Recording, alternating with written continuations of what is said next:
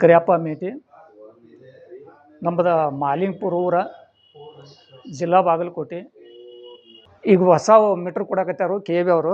Smart metre ಅಂತ ಬಂದಾವು. Smart metre ಅಂದ್ರೆ ಹೆಂಗೆ, ಒಂದು ತಿಂಗಳು ಬಿಲ್ ಉಳಿದಿತ್ತಂದ್ರೆ 1 ತಿಂಗಳಿಗೆ ತಾನು ಆಟೋಮೆಟಿಕ್ವಾಗಿ ಮೀಟ್ರ್ ಕರೆಂಟನ್ನು ಬಂದಾಗಿಬಿಡ್ತೈತಿ. ಇಂಥವು ಮೀಟ್ರ್ ಕೊಡಕತ್ತಾರು. ಅಕಸ್ಮಾತ್ ಒಂದು ವೇಳೆ ನೀವು ಬಿಲ್ ತುಂಬಲಿಲ್ಲ ಅಂದ್ರೆ ನಿನ್ನ ಯಾರೂ ಕೇಳೋದಿಲ್ಲ, ಆಟೋಮೆಟಿಕ್ ಅವತ್ತು ಅನ್ನಿನ ತಾನ ಲಾಕ್ ಆಕ್ಕಾವು. ಇಂಥ ಮೀಟ್ರ್ ಏನೈತಿ ಈಗ ಸರ್ಕಾರ ತಂದೈತಿ. ಎಲ್ಲರಿಗೂ ಈಗ ಸದ್ಯದೊಳಗೆ ಏನು ಕುಣಿಸ್ತಾರೆ ಇಂಥವು ಮೀಟ್ರ್ ಕುಣಿಸಾಕತ್ತಾರ.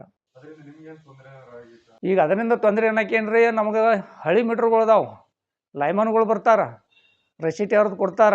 ಆಯ್ತಪ್ಪ ಇನ್ನೆರಡು ದಿನ ಬಿಟ್ಟು ತುಂಬ್ತೀವಿ ಅಂತ ಹೇಳ್ತೀವಿ ನಾವು. ಈಗ ಇವತ್ತು ರೊಕ್ಕ ಇಲ್ಲ ಅಂತ ಹೇಳ್ತೀವಿ, ಇನ್ನೊಂದು ವಾರ ಬಿಟ್ಟು ತುಂಬ್ತೀವಿ ಅಂತ ಹೇಳ್ತೀವಿ, ನಮಗೆ ವಿದ್ಯುತ್ ಬಂದಿರ್ತೈತಿ. ಇದೇನು ಹೇಳುವಂಗೆ ಇಲ್ಲರಿ.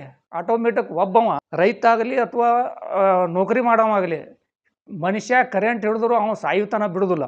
ಈಗ 203 ರೂಪಾಯಿ ನನ್ನ ಬಿಲ್ ಇತ್ತು.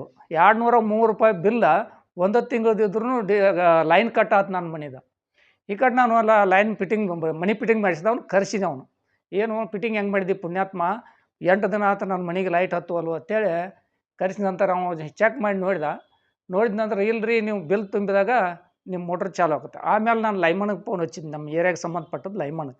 ಯಾಕಪ್ಪ ಹಿಂಗ್ಯಾಕೆ ಆಯಿತು ಅಂತೇಳಿ. ಇಲ್ಲರಿ ನಾ ಎಲ್ಲರಿಗೂ ಹೇಳೀನಿ, ನಿಮ್ಗೆ ಅಟ್ಟ ಹೇಳಿಲ್ಲ, ನಿಮಗೂ ಹೇಳ್ಬೇಕಾಗಿತ್ತು ರೀ. ನೀವು ಕೇಬ್ಗೆ ಈಗ ಹೋಗಿ ಬಿಲ್ ತುಂಬ್ರಿ, 2 ನಿಮಿಷನಾಗ ನಿಮ್ದು ಕರೆಂಟ್ ಚಾಲು ಆಕತಿ, ನಿಮ್ಮ ಮೀಟ್ರನ್ನು ಚಾಲು ಆಕತಿ ಅಂದ. ಆಮೇಲೆ 10 ನಿಮಿಷನಾಗ ಹೋಗಿ ನಾ ಕೇಬಿಗೆ ಹೋಗಿ 203 ರೂಪಾಯಿ ಬಿಲ್ ಆಗಿತ್ತು. 203 ರೂಪಾಯಿ ಬಿಲ್ ಕಟ್ಟಿನಿ. ನನ್ನ ಮನೆಗೆ ನಾ ಕೇಬಿಗಿದ್ದಿನ ನಮ್ಮ ಮನೆ ಕರೆಂಟ್ ಚಾಲು ಆಯ್ತು. ಇಷ್ಟ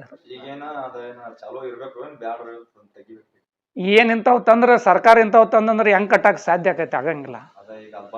ಅದು ಬಂದ್ ಆಗ್ಬೇಕು. ಸ್ಮಾರ್ಟ್ ಮೀಟ್ರ್ ಅನ್ನೋದು ಹೋಗ್ಬೇಕು. ಪೈಲೇ ಹೆಂಗೆ ನಮ್ಗೆ ಯಥಾ ಪ್ರಕಾರ ಮೀಟ್ರ್ ಅದಾವಲ್ಲ ಅವು ಮುಂದುವರಿಬೇಕು. ಈ ಸ್ಮಾರ್ಟ್ ಮೀಟ್ರ್ ಹೋಗ್ಬೇಕು. ಇದು ನಮ್ಮ ಹೋರಾಟ.